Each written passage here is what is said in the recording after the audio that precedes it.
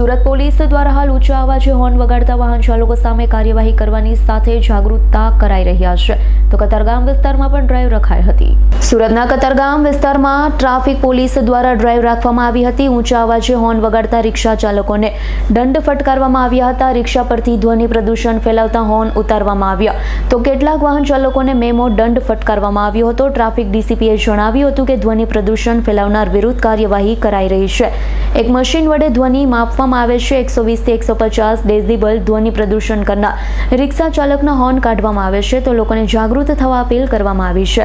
સુરત શહેરની અંદર traffic police દ્વારા સુરતના અલગ અલગ વિસ્તારમાં ટ્રાફિક અવેરનેસને લઈને કામગીરી કરવામાં આવેલી છે. હાલના તમે દ્રશ્યો નિહાળી શકો છો કતારગામ વિસ્તારના ગોટાલાવાડી 4 રસ્તા પર ટ્રાફિક પોલીસ દ્વારા બેનર લઈ અને લોકોને અવેરનેસની કામગીરી હાથ ધરવામાં આવી રહી છે. ત્યારે આપણી સાથે ડીસીપી જોડાયા છે.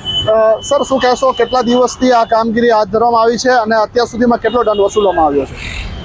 છેલ્લા 11 દિવસથી સુરત શહેરના અલગ અલગ જંકશન્સ ઉપર ટ્રાફિક પોલીસ દ્વારા અવેરનેસ કેમ્પેઇન ચાલી રહ્યું છે. જે અંતર્ગત આજે અમે અહીંયા ગોટાલાવાડી ખાતે હાજર છીએ. અમે દરેક કેમ્પેઇનમાં લોકોને પ્લેકાર્ડ અને માઇક સાથે લોકોને અવગત કરી રહ્યા છીએ. ટ્રાફિકના રૂલ્સ વધુમાં વધુ લોકો ફોલો કરે. જ્યારે પણ સિગ્નલ બંધ થાય ત્યારે સ્ટોપલાઇનની પાછળ ઊભા રહે. લેફ્ટ સાઈડ હંમેશા ખુલ્લી રાખવી. રોંગ સાઈડ ચલાવવાનું ટાળો, કારણ કે એનાથી જીવનું જોખમ થઈ શકે છે, એક્સિડન્ટ થઈ શકે છે.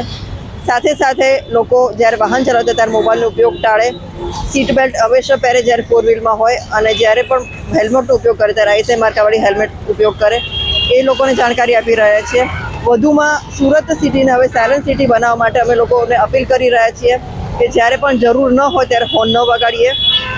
સ્કૂલની પાસે આપણે બિનજરૂરી હોર્ન વગાડવાથી બાળકોને ભણવામાં ડિસ્ટર્બ થઈ શકે છે. હોસ્પિટલની પાસે બિનજરૂરી હોર્ન વગાડવાથી સારવાર લઈ રહ્યા દર્દીઓને તકલીફ પડી શકે છે. અને અત્યારે આપણે જ્યાં ઊભા છીએ ત્યાં પણ જરૂરી માત્રાથી વધારે ડેસિબલનો ધ્વનિ પ્રદૂષણ થઈ રહ્યો છે, જે આપણા સ્વસ્થ વ્યક્તિના કાનના પડદા માટે પણ હાનિકારક છે. એટલે જ્યારે જરૂર ત્યારે જ હોર્નનો ઉપયોગ કરીએ અને સુરત સિટીને સાયલન્ટ સિટી બનાવવા માટે આપણે બધા એકસાથે કટિબદ્ધ થઈએ. છેલ્લા 10 દિવસથી આ ડ્રાઈવ ચાલી રહી છે. અત્યાર સુધીમાં કેટલા લોકોને દંડ ફટકારવામાં આવ્યો છે અને કેટલી એને દંડની વસૂલાત છે? છેલ્લા 10 દિવસમાં અમે લોકોએ કુલ 24,800 લોકોએ, જે લોકોએ ટ્રાફિકના નિયમોનો ભંગ કર્યો છે, એ લોકોને અમે ચલણ આપેલું છે. અને એ ચલણ થકી અમે લોકોએ કુલ 12,42,00,000નો દંડ વસૂલ કરેલો છે. ચોક્કસથી છેલ્લા 10 દિવસની અંદર ટ્રાફિક પોલીસ દ્વારા અલગ અલગ સુરતના વિસ્તારમાંથી 24,000થી પણ વધારે લોકોને દંડ ફટકારવામાં આવ્યો છે અને સાથે 12 કરોડ ઉપરની જે છે રકમ જે છે કે વસૂલવામાં આવી છે. અને હાલ તો જે છે કે સુરતના અલગ અલગ વિસ્તારમાં આ જ રીતે જે છે કે ટ્રાફિકના અવેરનેસના કાર્યક્રમ શરૂ રાખવામાં આવશે. Jignesh Pandya, S9 news, Surat. Bureau report, S9 news, Surat. અમારી તમામ માહિતીથી અપડેટ રહેવા માટે જોડાયેલા રહો S9 ન્યૂઝ સાથે.